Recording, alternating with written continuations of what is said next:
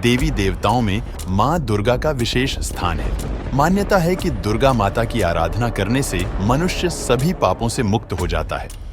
सनातन धर्म ग्रंथों के अनुसार देवी देवताओं ने सृष्टि को बचाए रखने के लिए समय समय पर कई अवतार लिए हैं। इसी प्रकार माँ भगवती दुर्गा देवी ने भी दुष्टों का संहार करने के लिए अनेक अवतार लिए थे। नवरात्रि के 9 दिनों में दुर्गा माता के 9 स्वरूपों की पूजा की जाती है, जिसमें काली माता के स्वरूप का विशेष महत्व है। पौराणिक ग्रंथों में काली माता अवतार के बारे में कई कथाएं प्रचलित हैं। तो आइए जानते हैं दुर्गा माँ के काली माता अवतार लेने के पीछे की पौराणिक कथा के बारे में। एक दारुक नाम का असुर था। दारुक ने कई वर्षों तक तपस्या करके ब्रह्मा जी को प्रसन्न किया था।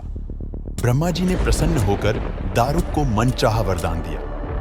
ब्रह्मा जी द्वारा वरदान मिलने पर दारुक देवों और ब्राह्मणों को प्रताड़ित करने लगा।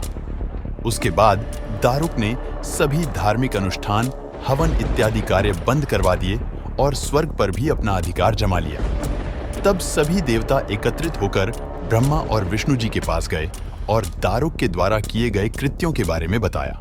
तब ब्रह्मा जी ने देवताओं से कहा कि दारुक का अंत केवल एक स्त्री ही कर सकती है, अर्थात दारुक एक स्त्री के हाथों ही पराजित हो सकता है।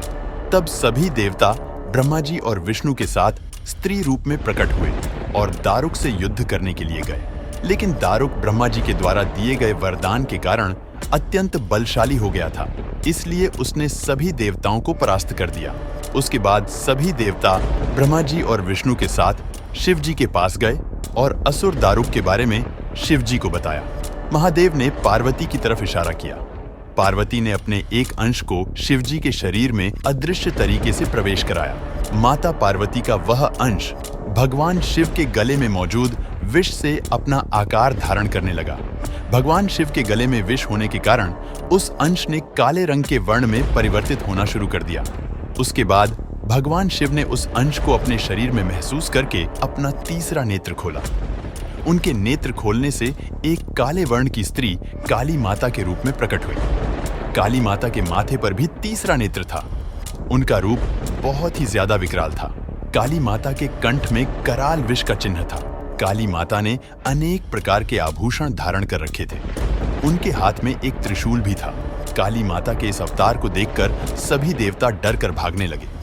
माना जाता है कि काली माता के हुंकार मात्र से ही दारुक और अन्य असुर जलकर भस्म हो गए थे। काली माता के क्रोध की ज्वाला से संपूर्ण लोक अग्नि में भस्म होने लगा। पूरी सृष्टि को जलता देख भगवान शिव ने एक बालक का रूप धारण किया और भगवान शिव शमशान में जाकर बालक स्वरूप में रोने लगे। जब काली माता की दृष्टि भगवान शिव के बाल स्वरूप पर पड़ी तो उनमें ममता और वात्सल्य का भाव जाग गया।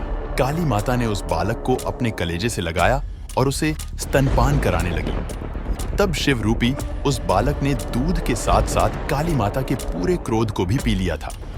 माना जाता है कि माता के क्रोध से 9 मूर्तियां उत्पन्न हुई, जिन्हें क्षेत्रपाल के नाम से जाना जाता है। इस बारे में आप क्या सोचते हैं? हमें कमेंट में जरूर बताएं।